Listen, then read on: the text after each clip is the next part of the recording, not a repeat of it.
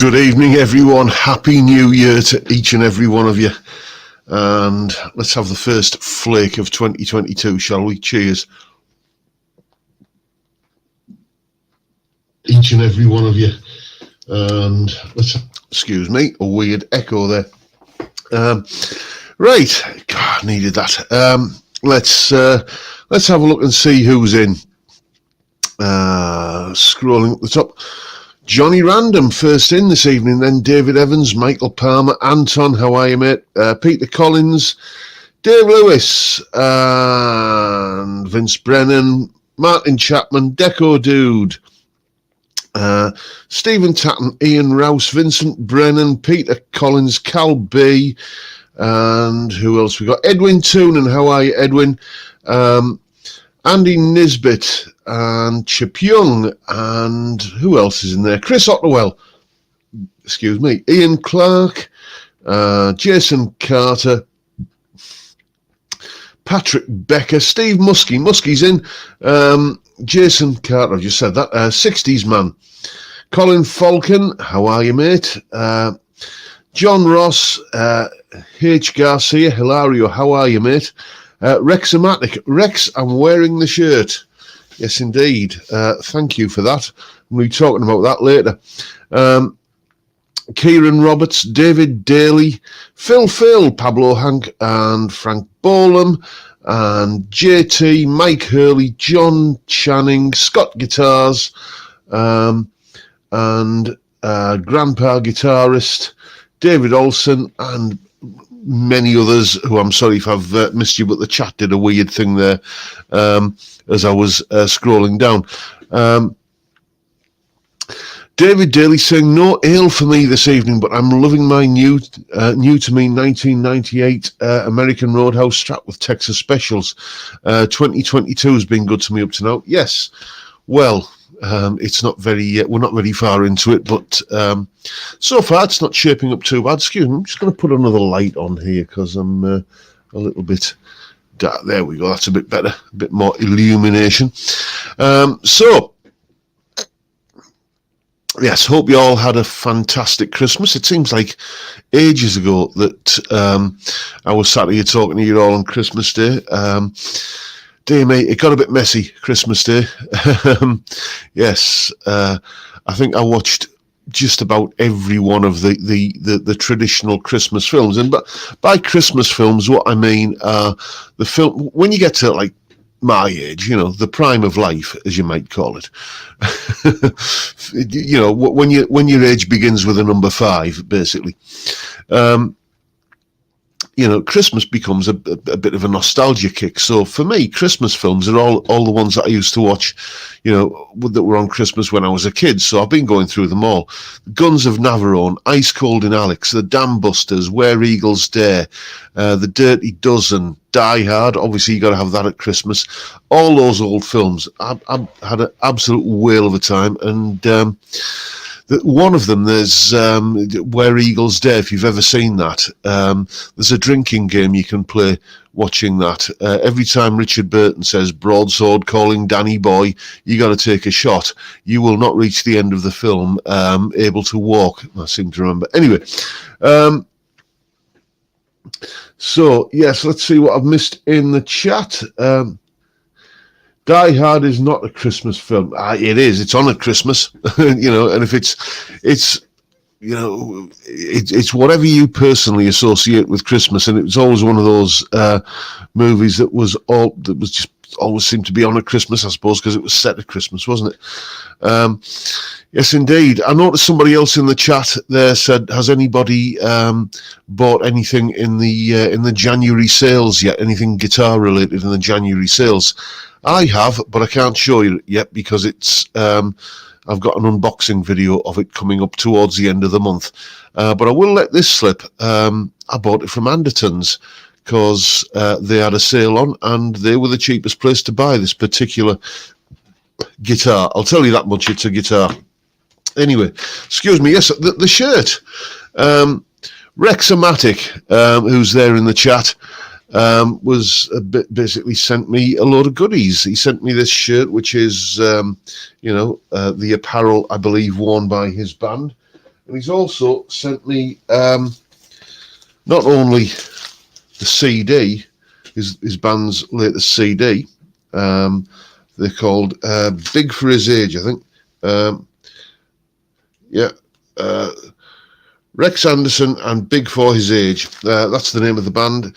Got the CD and the vinyl album as well. So what's going to be happening is on the Patreon live stream, I'm definitely going to be featuring some of the tracks from the album. And as soon as we get sort of copyright clearance and everything like that, I'm going to be doing some video stuff based on it as well, on the album as well. So watch out for that. I haven't had a listen to the music yet, Rex. I do apologise. I'm planning on doing that on Sunday when I've got some free time. I absolutely hit the ground running when. After the Christmas period, I've had such a busy week. Let me just see what was in the chat there. I noticed somebody was asking me to do some kind of review. Can you do a review of some Fame guitars, which are the in-house brand of music store in Germany? It's a similar setup to Thomann and Harley Benton. It would be interesting to see how they compare. I shall look into that. Let me just make a note of that. I've got a pen and paper here somewhere. Fame guitars.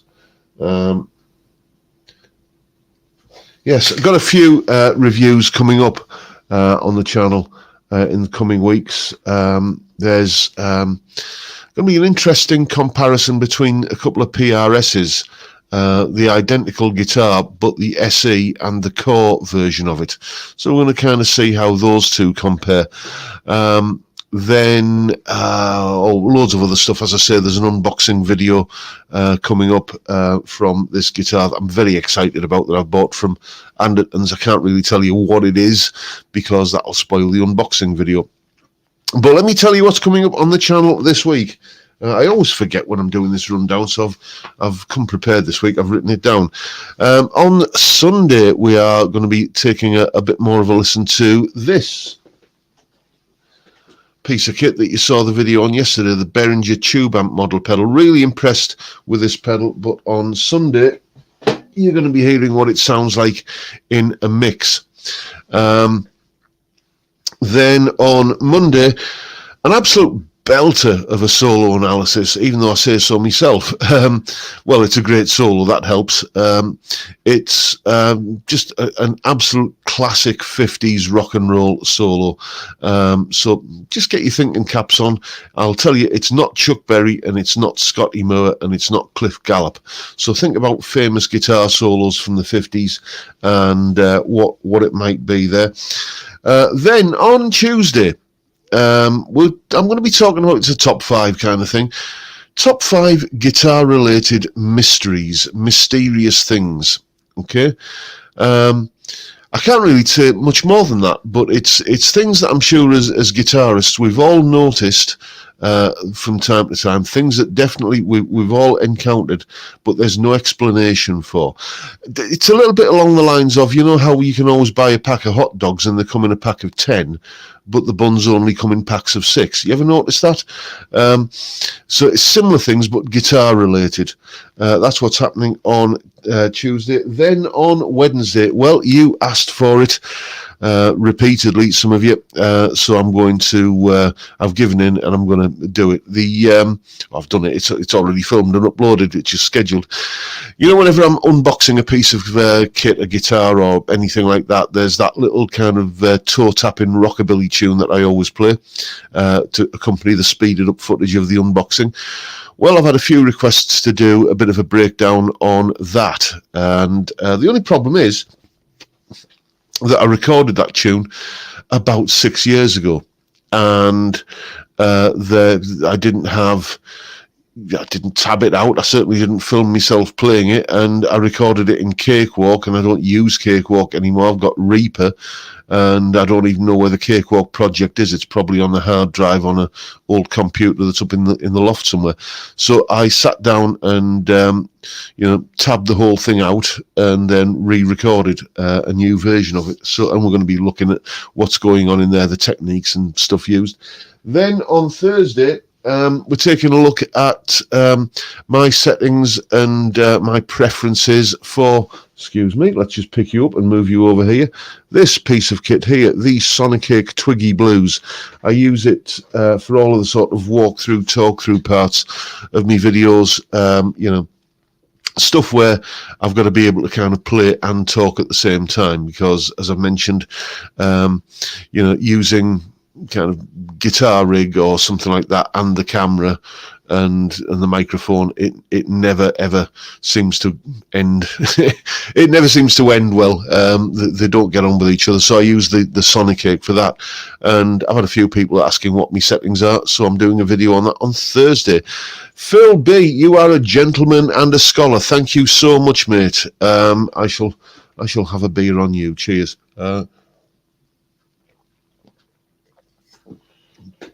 Speaking of which, let's just recharge me glass. Everybody get ready to shout flake. You know, there we go. Let's just see if I can do a decent pour on this one. We're getting there. I think that this is looking not bad so far, but it's usually the end of it where it just kind of goes all foamy and ridiculous. It's this Carling, but it's still on offer, and to be honest with you, it has its detractors. But if you just want cold 4% lager, then this is that's not too bad. Not too bad. I've seen worse. I'm sure we've all seen worse, especially on this channel at this time of the week. So let's just pop that over there, and let's have another look in the chat and see. Yes, thank you, Mike. Mike from CGS is in. How are you doing, Mike? Enjoyed your video yesterday, actually, on that. If you haven't seen it, go and check out Mike's video on. There's a Spanish luthier that he's found who will recreate in ridiculous detail a pre-CBS Strat. The one thing you didn't mention on that video, Mike, was the cost. I suspect it's going to be one of those things where if you've got to ask the price, then you probably can't afford it. Who else we got in? No, it's not Danny Cedrone's Rock Around the Clock solo. I have played that, though. Back when I used to kind of frequent Songcrafters, a home recording and songwriting forum, I did a collaboration on there and had to kind of learn that solo. It's a beast. It's it's just an absolute nightmare to play.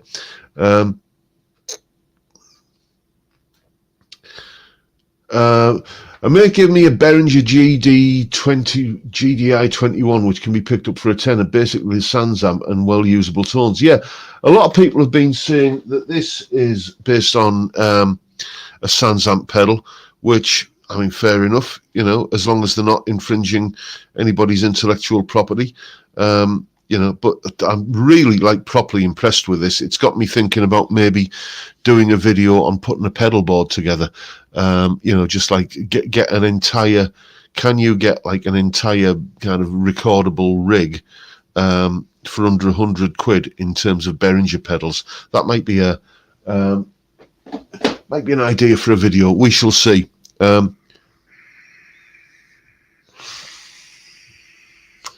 I reckon that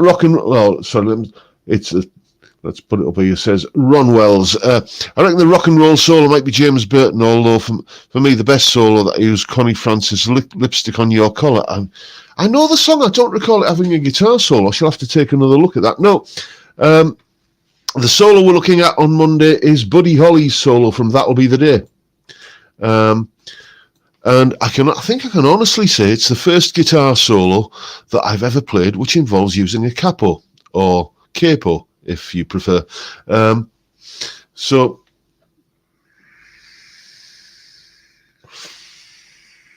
JHS did a vid on them pedals. Fair enough. You see, you chaps, you're all much more clued up about what's going on YouTube than I am, because it's I spend so much time working on YouTube videos, I don't really get a lot of time to sit and watch YouTube videos. You know how you can kind of add videos to your watch later thing? You want to see my inbox with those? I'm never going to get through it.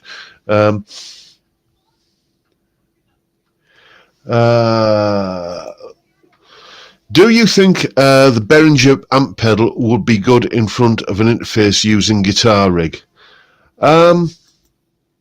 I don't see why not. I mean, you know, you could use that as your basic. You could. I mean, that's how I recorded it the other day. It was just literally going straight into the. Let me pick it up again. Here's my interface over there. You can see it on the shelf there. Just a Behringer, humble little Behringer Euphoria UMC 22. They have the detractors, but you know it works. And that's how I was recording it the other day. So, you know, putting some effects on it with Guitar Rig, you know, using maybe a little bit of delay, something like that. I'm not sure if you'd want to kind of use the tube amp model going into Guitar Rig to put another amp model on top of that. Although I suppose, you know, what have you got to lose by trying? You know, it's got to be worth a try.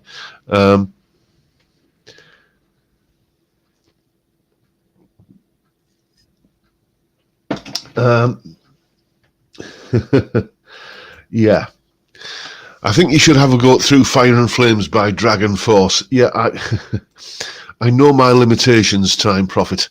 Herman Lee, I am not, you know, but then again, he ain't me. That's the way I view it. You know, it's, if you've been watching my channel for long enough now, you'll know that, you know, I've got the odd twiddly little bit that I can throw in from time to time, but, you know, I would never, ever describe myself as a fast guitar player.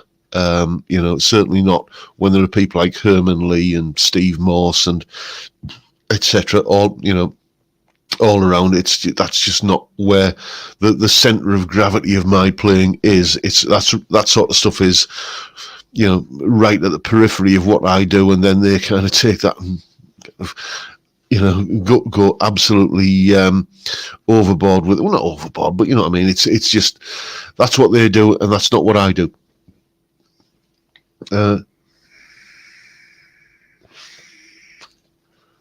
Okay. Could you do a vid on your opinions, the best online platform to get original recordings heard or even sold? Right. Okay. Well, I've plugged this site many times before. If you want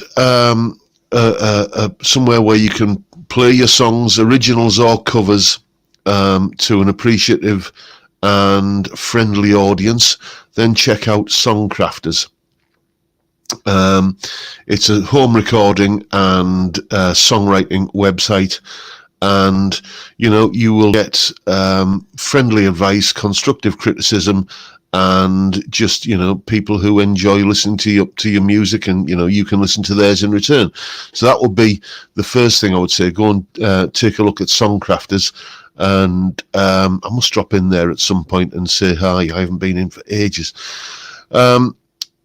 Alone Tone, I don't know if that's still there, but that's a great sort of community, or you know, where you can you know, upload music, and again, it's it gets you know, basically other musicians listen to each other's music and comment on it, and you know, and spread the word, you know.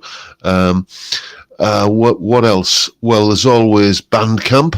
That's a great place where you can actually get your music heard and get it monetized, get it sold. And I pay 20 quid a year to DistroKid, and that 20 quid a year gets me gets my music onto Apple Music, iTunes, Google Play, Spotify, Amazon, all Deezer, all of the main platforms. And you, apart from the 20 quid fee you pay per year, you get, you know, all of the income from it. You know, they don't take a cut for a very modest fee as well. You can get you can release covers as well. Remember, I think it was a couple of Christmases ago, I did that charity single, the cover of the Wizard song, I Wish It Could Be Christmas Every Day. I released that through DistroKid, and they handle all of the copyright clearing and everything, and it's something ridiculous, like £1 or something like that. You know, like, might be a bit more, I can't remember, but I remember thinking, dear me, that's cheap, you know. So if you want to get your music actually out there and monetized, then, you know, just do it there. And a combination of the two, you know, where you kind of getting it released on DistroKid, and you can publicize it through these other platforms. That would be you know, the way to go, I should imagine. The thing is, though, what you got to remember is that you know, music is not a saleable commodity these days. You know, music has become a free thing. Music has become a way of advertising and selling tickets for the tour, essentially, for most bands. You know, it used to be the other way around. You know, band used to go out on tour to promote the album. Now they release an album to promote the tour. So you're not going to make money at it. I mean, once or twice a year I'll log into DistroKid and you know, I'll download my earnings from there, and it's, you know, it's, I don't think I make more than £100 or a little bit more per year from it. But you know, it's money that I wouldn't have had if I didn't do it, and it certainly pays for itself in terms of the £20 I spend for the DistroKid fee. Let me just have a look at the chat, see what I've missed while I've been blethering.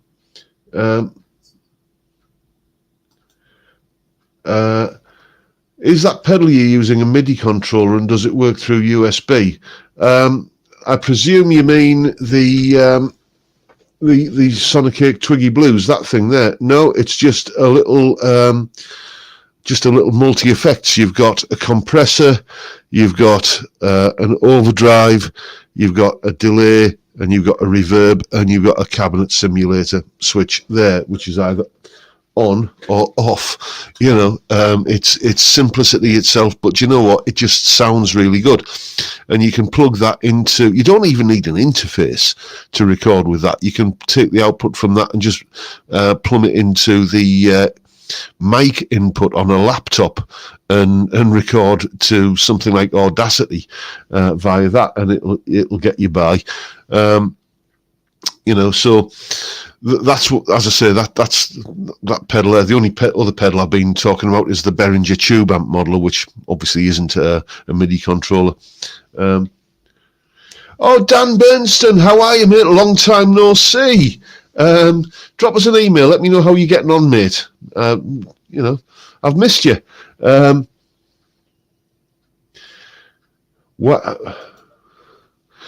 Why do you need a pedal if you're using Guitar Rig? Well, yes, okay. I don't usually record with the Twiggy Blues, that pedal there. I record with Guitar Rig or Bias Amp or something like that. But all of the videos where I've got to do some kind of, when I'm playing stuff and demonstrating it and talking at the same time, you know, the solo explanation bits and stuff, okay, the microphone and camera and Guitar Rig don't get on with each other, okay? So they just don't work together at all. So what I do is I use the camera on this PC here and microphone, and then over in the corner you can see that there is a laptop over there, okay? The Twiggy Blues is plumbed into that laptop, and I'm recording the guitar onto that, and then I just basically sync the audio files together afterwards and edit it all together so that it all, you know, kind of fits. That pedal is basically, they're so cheap, they're not really, it's really not worth not having one, because you know, it's good tones at a ridiculously low price, and it just means I've got an extra kind of way of recording into the laptop.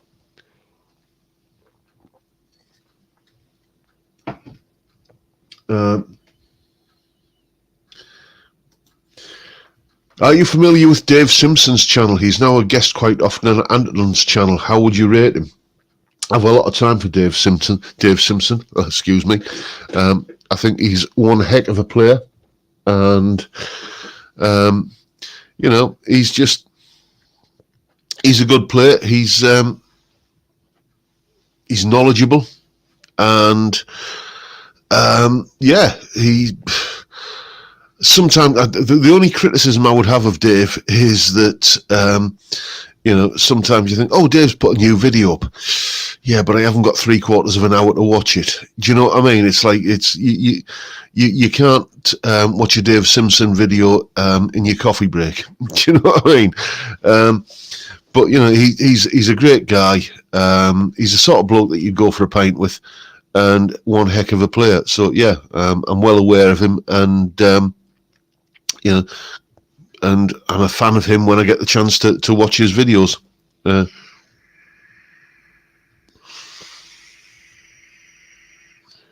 You've got 2 albums and a single on Bandcamp. Why can't we buy them? You should be able to buy them. They're up there as downloadable and able to buy. So you should be able to. If you can't buy them from Bandcamp, you can buy them from Apple Music, Google Play, Spotify. Well, you can listen to them on Spotify, Amazon. It's DistroKid gets my stuff onto all of those. Time Prophet uses a Focusrite 2i2. Yeah. A lot of people use those. Never tried one myself. I'm relatively new to the world of interfaces, it has to be said, because before this, I used to use the Vox. Many of you know I used to use a Vox Tone Lab, and that sort of worked as an interface as well as an amp modeler.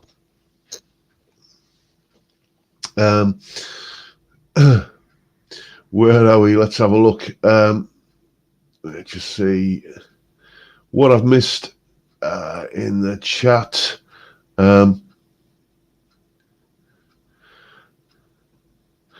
where are we? Okay, let's put you up there, Dave. John, the reason I asked about the Behringer pedal with guitar rig for the benefit of the guys in the chat, as Steve Hoggett said about getting a realistic amp fit. Oh, yes, he did, didn't he? Yes. Do you know what? You've got a great memory there, David. Or have you just been watching the video? I shall have to try that.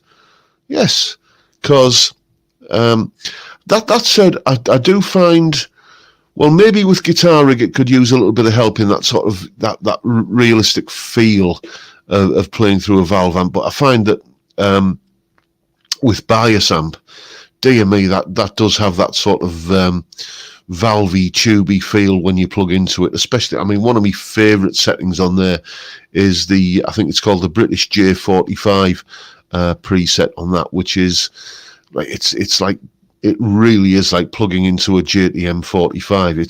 You can almost smell the valves. You can almost smell that kind of that valvey sort of smell.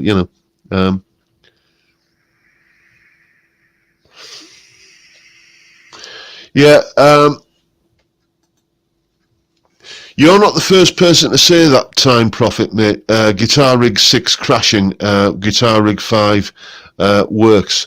The Scuffum S-Gear, yeah, I tried that a while ago, the S-Gear, and I just found I preferred bias amp, to be honest with you, but I've got Guitar Rig 5, and there's always this kind of impetus, isn't there, that, oh, there's a newer version out, it must be better, let's get the newer version.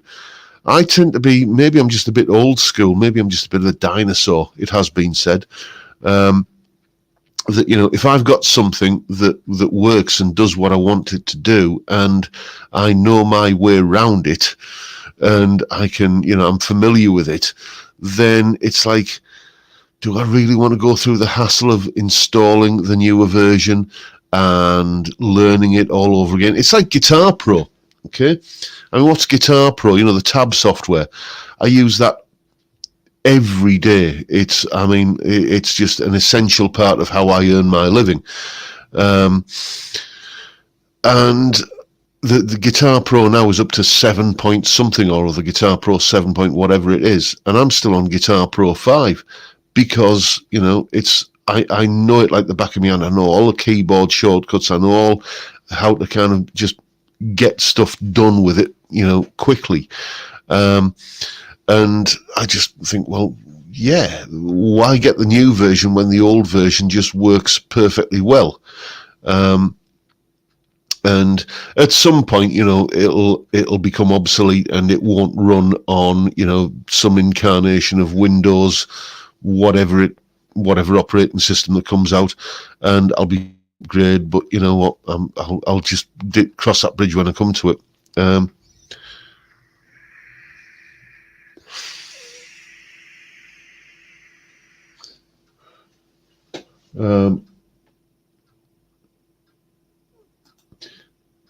Let's put you up on screen there, Geronimo. I tried both Guitar Rig 5 and 6, and in my opinion, Guitar Rig 6 does circles around Guitar Rig 5 in terms of sound quality. Yeah, okay, well that's a valid point, mate. I've not tried Guitar Rig 6, so I can't offer an opinion on that. All I can say is that in terms of realistic valve amp or tube amp tone, bias amp, you know, kind of wins hands down. But Guitar Rig has a few presets in there that I just can't get out of, you know, bias amp. So, you know, I'll use that for that. It's got, if I could summarize it, it's when I want something that's a little bit more earthy and vintage sounding, I'll go for bias amp. When I want something that's kind of a bit more 80s sounding, you know, and that sort of 80s kind of heavy rock sound, then, you know, Guitar Rig will do the job. It's the couple of presets I've got in there that I really would miss if I didn't have them, but bias amp is pretty much what I use as a default setting. Another great one, actually, talking about amp plugins, is Blue Cat Freeamp. If you get, it's free, as the name suggests. If you get Blue Cat Freeamp and get a decent impulse response with it, and there's plenty of free ones of those around. I use a Red Wires IR with Blue Cat Freeamp. It sounds great. You know, there's a classic drive setting which is you know, obviously a Marshall plexi kind of tone, and you know, I'll record with that quite a lot. You know, it just sounds really good. The only criticism I would have of that is it is a bit noisy. You need a good noise gate to sort of tame it a little bit. And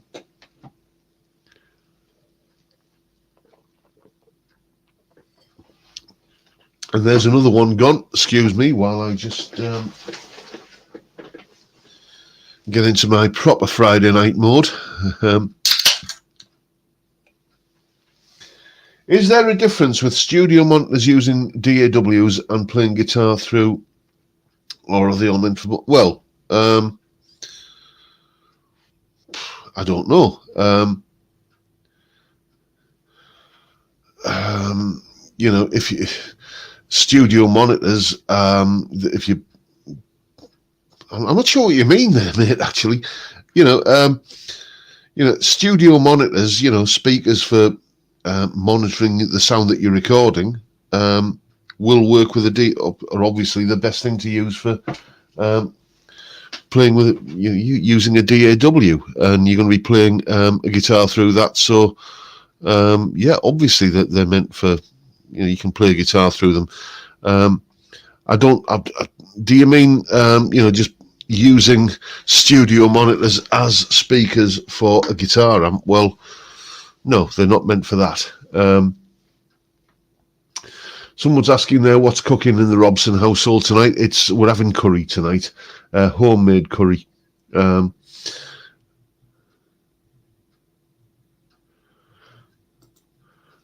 Would it be easy to play live and replicate the sounds you get using various software rigs? Does it matter? Do you mean using like amp sims and plugins live? Well, oh, excuse me. Suddenly the chat scrolled immediately as I was clicking there. Yeah, well, some people do that. It's not uncommon for people to have guitaring on an iPad or a laptop or something like that, and just run that into the desk at a gig. Not sure I'd do that though, to be honest. If you're playing live, especially if you're just playing pub gigs, it's just a question of getting a sound that's somewhere that's kind of close enough and good enough for what you need, and that's loud enough to fill the venue available, unless you're making up, of course. I think, to be honest with you, if I was going to go back out and do live gigs now, which I don't see happening, if I'm honest, but if I were to do that, I'm hearing a lot of good stuff about the Fender Champion 40 amp, which is, people are saying it's loud enough to do pub gigs with, which is, what the bread and butter of weekend warrior kind of things are. And once you get past playing a pub gig, you're probably playing in somewhere where you're going to be, kind of miking up or, kind of going out through a front of house system anyway. So,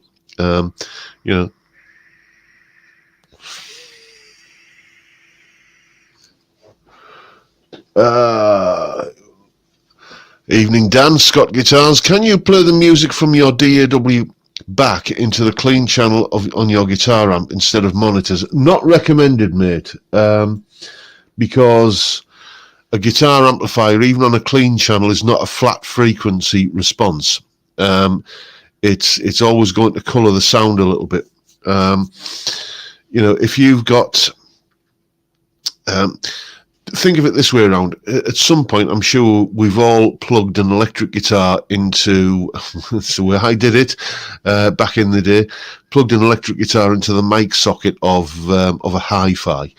And you know how it sounds really horrible when you do that. That's because your guitar is going into something which is pretty much a flat frequency response amplifier when you do that. Okay, that's what a hi-fi, that's what a sound reproduction amplifier is going to do. But when you plug it into a guitar amplifier, that shapes and molds the tone, even on the clean channel.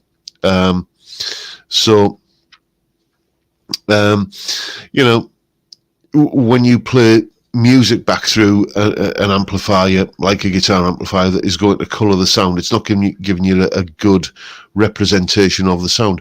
Dallas Toto is in. How are you, Dallas? Nice to see you in, mate. And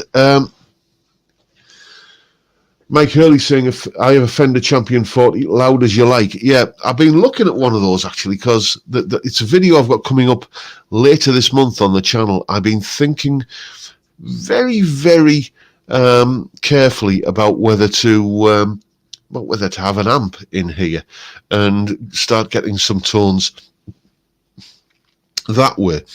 And the Fender Champion 40 was one of the ones that I was thinking about, but there's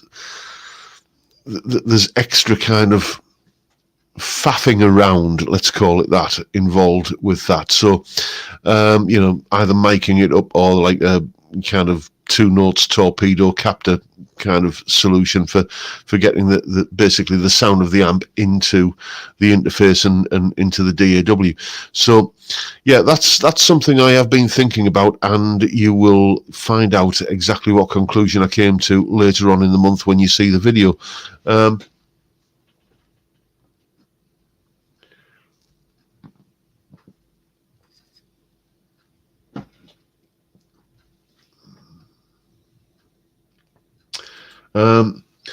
There's a Harley Benton valve amp on eBay. It says it's unused, looks clean. Someone was after one. Yes, indeed. That was another one of the amps that I was looking at, actually, the Harley Benton Tube 5. It just appeals to me in terms, it's got 2 controls, volume and tone, and for a simple lad like me, who's easily confused. I mean, it's line 3 shovels up against the wall and tell me to take me pick, and you can confuse me. So unbox an amp, says Nancy. Yeah.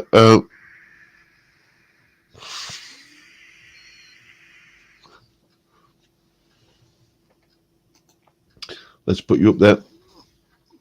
John, do you agree studio monitors are very different to hi-fi speakers? They need to be very neutral, otherwise a mix you'll add too much. Yeah, exactly, David. Yeah. The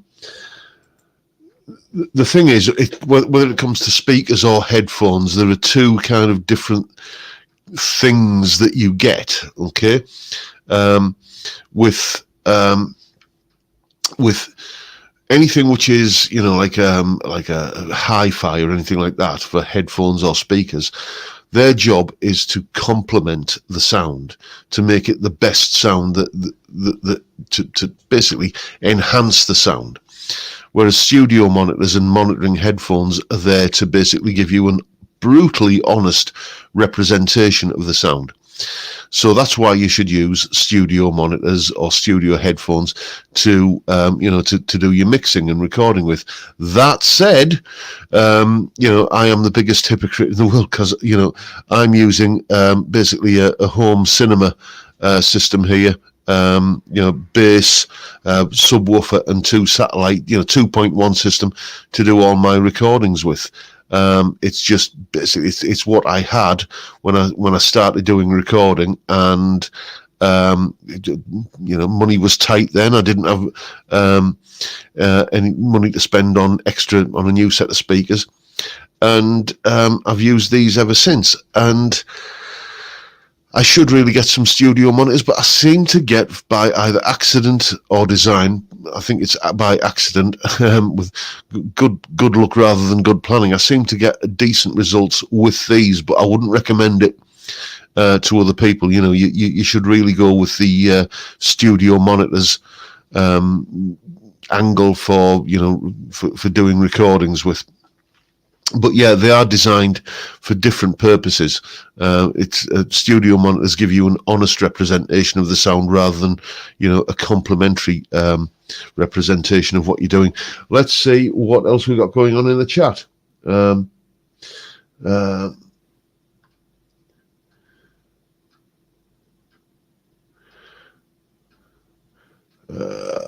are we? Let's have a look.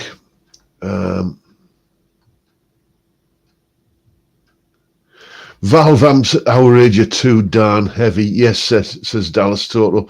Indeed, yeah. My old Marshall Anniversary combo. It was just one of those things that when you pick something up and you think, my God, that's for its size, it was heavy. It was a 1B12 combo. And the chassis of it was just about big enough to contain the 12-inch speaker. So it was like, think of it as like maybe kind of 13 inches square or something like that. And you picked it up and it was like, dear me, it was like it was bolted to the floor. It was ridiculously heavy. And playing the club circuit around the northeast up here, it was like, the concert room was always on like the 3rd floor. And you had to get the all the gear up, a rickety fire escape staircase on the outside of the building, where you were getting lashed by hailstones and wind as you were kind of carrying the gear in. It was it was not an easy job.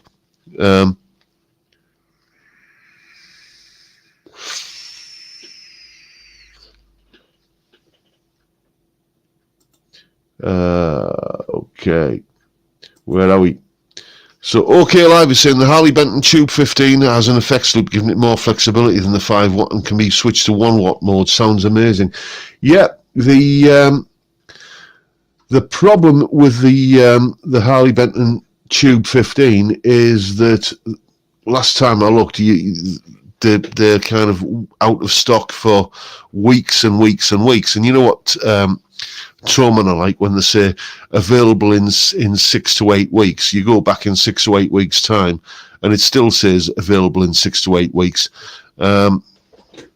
So That's why I was looking at the 5 watt version, and an effects loop isn't really a big deal for me, because I'll tend usually just to add effects, after the recording. I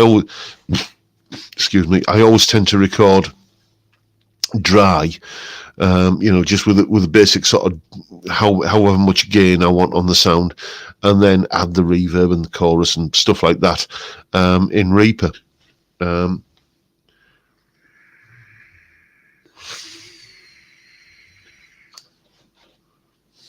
Anyone want to try lifting my 80s Fender The Twin with EV speakers? Be my guest. Must be £80 at least.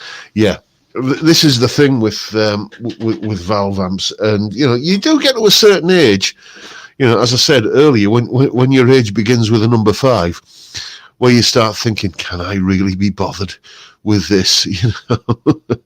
And when you're playing pub and club gigs, you gotta just realise that the punters in the audience are there for a good time, and they don't give a monkey's chuff about, whether you've got class A, amplification or kind of solid state or valve rectification or anything like that. It's just, you just need something that's going to work and get you a passable tone, to get you through the night. You need a workhorse amp. I'll say it again, I've said it before, that if you're looking for a good sounding, reliable amp to go out and just kind of belt out, rocking all over the world at the Dog and Duck on a Friday night, then you can't go far wrong with a PV Bandit. They've been around since, ancient times, haven't they? I think Julius Caesar probably played through a PV Bandit at some point. They've been around that long, and they're bulletproof. They sound pretty good. And it's a PV. It'll work underwater if you need it to. No, it's not going to give you that kind of. It's not going to sound like a Dumble or a Boogie or something like that. But as I say, for playing in front of a crowd full of people drinking beer on a Friday night, then do you really need that?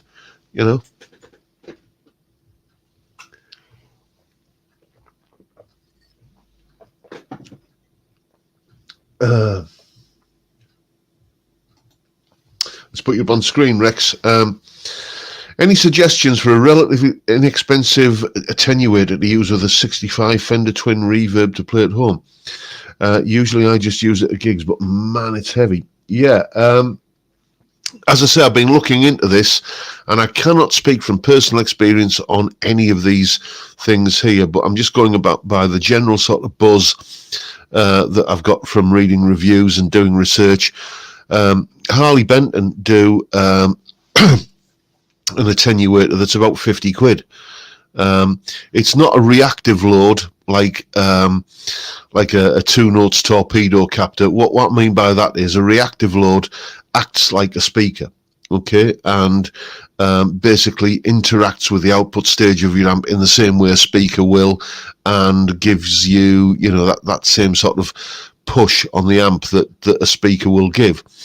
The Harley Benton attenuator is just an attenuator, but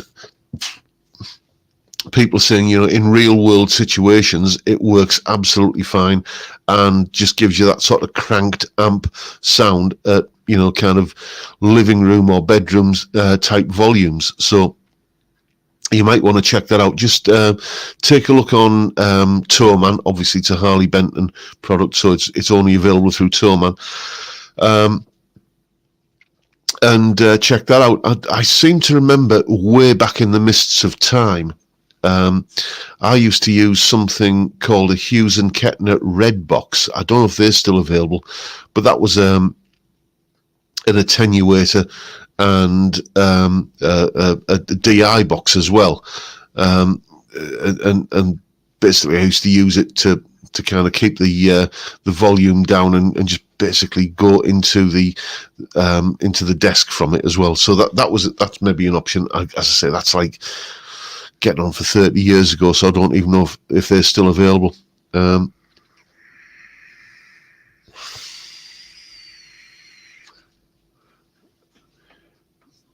Yeah, CGS is saying 2 notes Captor X. You can't go far wrong with the 2 note stuff. Again, not from personal experience, but it's just it's becoming like the industry standard for that. For an attenuator, but they are a little bit more pricey.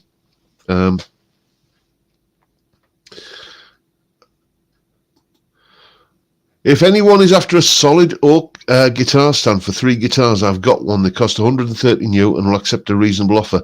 Sadly, got no room in my new place. I have to put the guitars on the wall. Do you know what, Chip? I wish you'd been in touch with me a few days ago, because I just had to buy a guitar stand. You can see I've got 3 guitars over there on it. Because I've run out of space on the walls. I tried putting more hangers up on the walls in here, but this is an old house and the walls aren't. Tried drilling into this wall here to put hangers up on there, and basically the wall just turned to sand as I drilled into it. So I thought I'm going to hang a guitar on that. So yeah, I've just had to buy one myself. But if anybody wants a solid oak guitar stand, drop me a line via the link in the description after this, or on all the videos. Basically, there's my website, johnrobsonmusic.co.uk, the lessons page on there. You'll find an email form. Drop me a line, and Chip, if you want to drop me an email as well, I can put you in contact with anybody that's interested in buying a guitar stand, mate.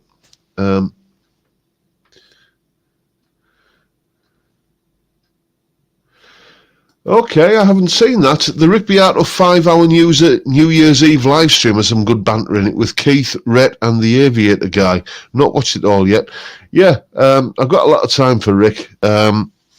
He's a fellow theory nerd like me, and Rhett Shull. The thing that always strikes me about Rhett Shull, right, is when did he have time to get that good? He's only a young chap. I don't think he's 30 yet, or he might just be. And he plays with just maturity well beyond his years. And when did he get time to be that good? If it sort of sparks kind of ideas of a crossroads and a deal with a deal with the devil. He's better than he has any right to be.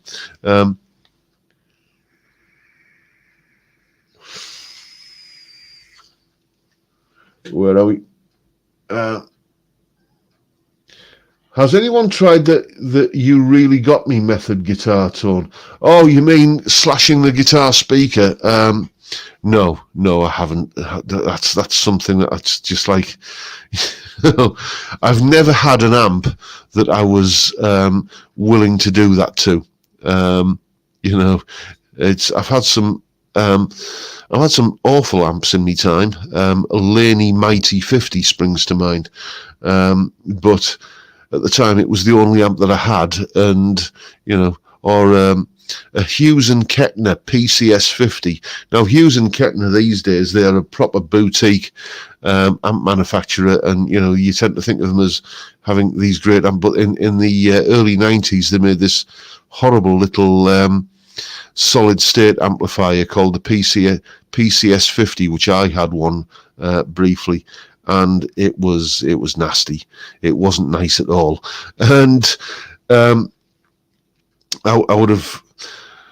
I swore at it a lot, but it was the only amp I had at the time, so I never had the I would never have slashed the speakers with a razor blade, but not that I wouldn't have wanted to.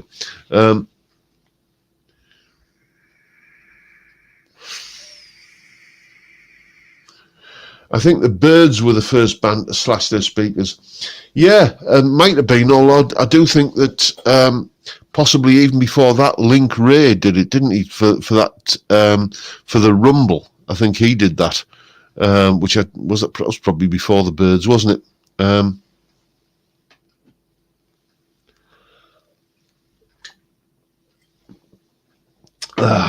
Dear me. Let's have a look at what you Talking about there, Geronimo. I've rekindled my love for what was my first electric, the Harley Benton SC Custom from 2019. Forgot how good it sounds distorted. Only stopped playing it because of the back pain it used to give me. Yeah, they are heavy, those guitars, aren't they? It's one of the things that, I've said it before, I have this kind of love, not love-hate, but I have this kind of cycle that I go through with single-cut style guitars, Les Paul style guitars, let's call them what they are. I'll get one and I play it and I enjoy it, and then just the kind of the odd balance of it, and just the fact that I can't get a kind of transparent, clean, honky, stratty single coil tone out of it. It ends up spending more time on the wall than it does on me knee. The only single cut that I've ended up keeping, and you can see it if I just move this out the way, is at the back there. That one, the Harley Benton SC 552.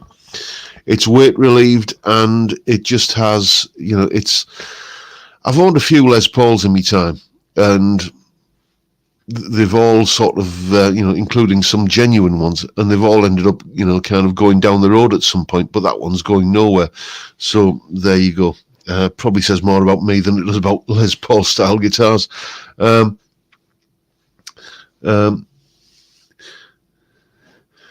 Dash Shaft, let's see what you got to say, mate. I played with a ripped cone for a little while. It was an Alnico Weber blue pickup. Didn't sound great. Fixed it with cigarette papers and old style Evo stick contact glue. Been my favourite for 15 years. Yes. Well, needs must, mate, eh? Anyway, chaps, I'm getting a bit hungry, and we've been on for the roughly the allotted time, and there's a curry waiting for me downstairs, so I'm going to go and partake in the traditional Friday night beer and curry fest. So once again, thank you all 194 of you for turning up and watching a bald, fat northern gobshite talk cobblers for an hour. I never have any idea what I'm going to say for an hour when I kind of hit the go live button. I rely on you guys in the chat just to have a bit of back and forth, and you never let me down. So thank you once again, everyone, for turning up. Have a great week, and I'll see you all on the next one. But for now, time, gentlemen, please.